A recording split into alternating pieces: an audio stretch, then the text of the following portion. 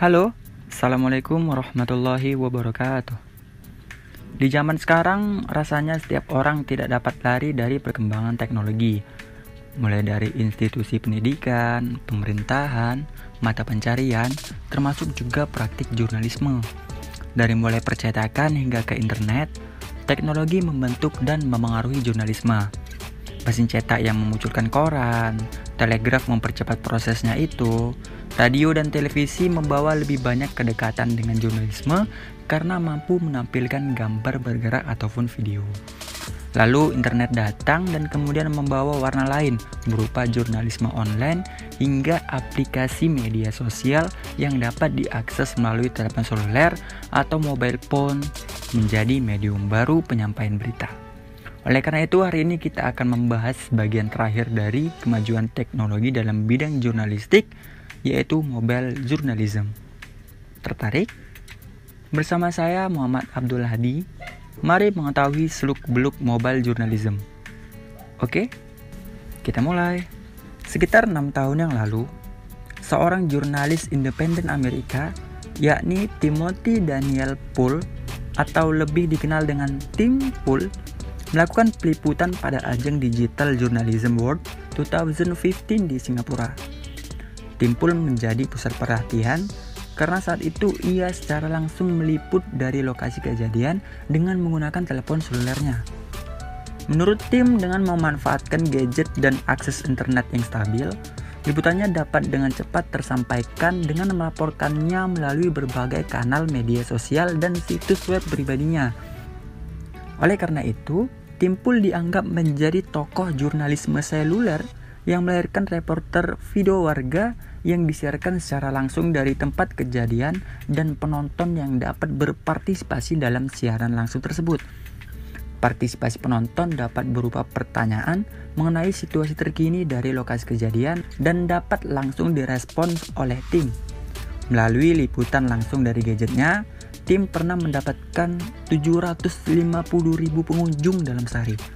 Ia pernah meliput di beberapa aksi demonstrasi seperti di Istanbul, Brazil, dan Amerika Serikat.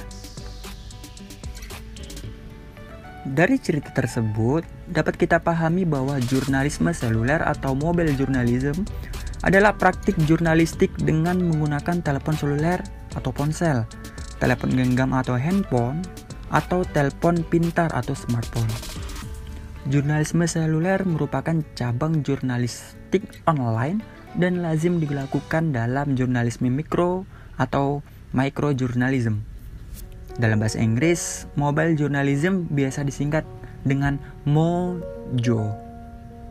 Jurnalisme seluler juga dikenal dengan nama jurnalisme gawai atau jurnalisme gadget, yang merujuk pada praktik jurnalistik yang menggunakan telepon seluler pintar dan tablet.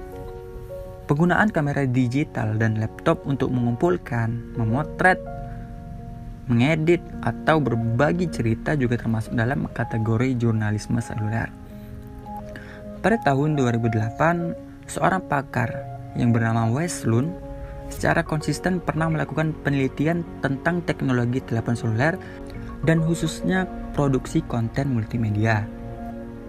Ia menyatakan, teknologi telepon seluler atau mobile phone telah berubah dari komunikasi berbasis suara dan teks menjadi perangkat multimedia. Wes Lund menyimpulkan berdasarkan survei selama 3 tahun, yakni dari tahun 2005 hingga 2007, gawai mobile memang belum menunjukkan dampak signifikan. Namun, ketika itu ada peningkatan merujuk pada tren penggunaan. Kala itu pengadopsi awal atau early adopters yang umumnya berjenis kelamin laki-laki dan berusia 15-49 tahun telah menggunakan mobile gadget sebagai medium berita.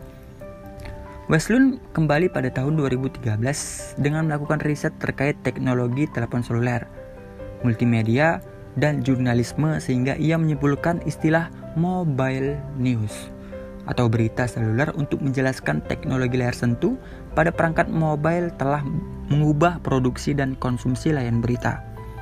Mengakses berita melalui mobile phone telah menjadi daya tarik dalam kehidupan sehari-hari masyarakat. Institusi berita juga telah mengembangkan konten jurnalistik dengan mengembangkan aplikasi dan situs untuk mobile. Istilah mobile news merujuk pada praktik media massa melakukan pendekatan berbeda dalam menggunakan perangkat mobile untuk reportase dari lapangan dan pendekatan khusus untuk jenis konten apa yang akan diterbitkan untuk perangkat seluler. Mobile news ini meliputi bentuk jurnalisme untuk platform berita mobile, jurnalis mobile, dan jurnalisme warga pada era media mobile. Hasilnya, jurnalisme seluler memungkinkan jurnalis untuk melakukan reportase dan mempublikasi berita lebih cepat, praktis, dan real time.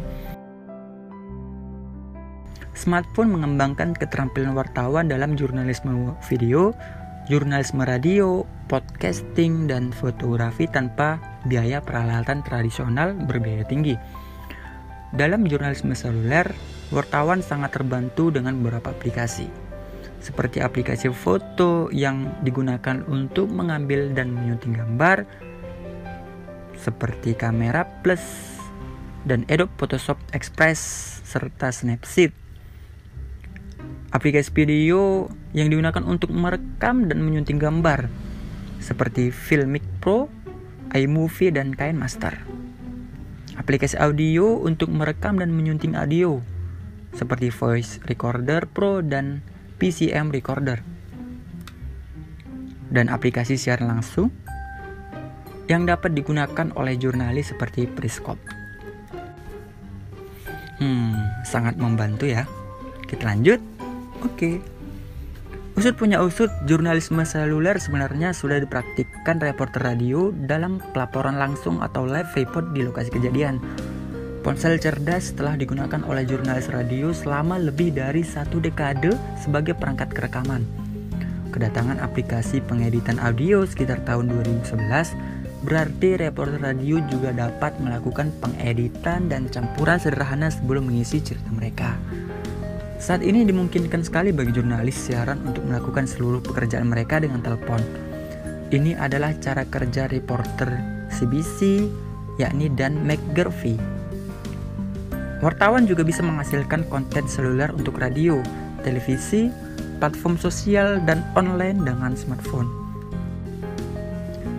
Beberapa wartawan seperti Dougal Show dari BBC memfilmkan pada telepon pintar dan mengedit pada sistem desktop seperti Final Cut Pro atau Premiere Pro. Wartawan lain memfilmkan dan mengedit video hanya menggunakan smartphone mereka. Contohnya adalah cerita ini oleh White Vellinga, yang seorang jurnalis di stasiun penyiaran Belanda, yakni Omroep Friesland, yang memfilmkan cerita ini di iPhone menggunakan Filmic Pro dan mengeditnya menggunakan aplikasi LumaFusion. Munculnya platform vertikal seperti Instagram Stories, Facebook Stories, dan Snapchat telah menciptakan permintaan untuk video format potret yang dapat diproduksi dan ditonton di smartphone. Banyak juga jurnalis yang bereksperimen dengan proses penciptaan dan distribusi ini. Penggunaan perangkat mobile seperti telepon seluler telah mendorong perubahan pada wajah jurnalisme di Indonesia. Praktik jurnalisme online sejak medio 1990-an hingga sekarang telah mengalami perubahan yang berimbas tidak hanya pada konten berita, melainkan juga pada organisasi media, jurnalis, kode etik, termasuk adanya praktik di mana organisasi non-media memproduksi tulisan dalam kemasan jurnalisme untuk tujuan branding dan pemasaran. Sementara itu, penelitian di Indonesia masih sangat sedikit yang mengkaji akan sosial sebagai media pelaporan dan penyajian berita. Demikian juga penelitian mengenai model bisnis jurnalisme online yang menyajikan produk jurnalisme. Jurnalisme online di Indonesia berkembang pada 3 fase dan masih mungkin kembali mengalami perubahan. Perkembangan pesat internet dan segala hal yang berkaitan dengannya begitu sulit diprediksi menempatkan jurnalisme dalam situasi dan kondisi yang tidak pasti. Demikian juga dengan tantangan-tantangan yang harus dihadapinya. Jadi apakah penjelasan tadi sudah memberikan sedikit gambaran tentang mobile journalism? Jika sudah, selamat ya. Semoga video ini memberikan manfaat kepada Anda. Saya izin pamit undur diri ya. Sampai jumpa di lain kesempatan. Sekian dan terima kasih. Wassalamualaikum warahmatullahi wabarakatuh.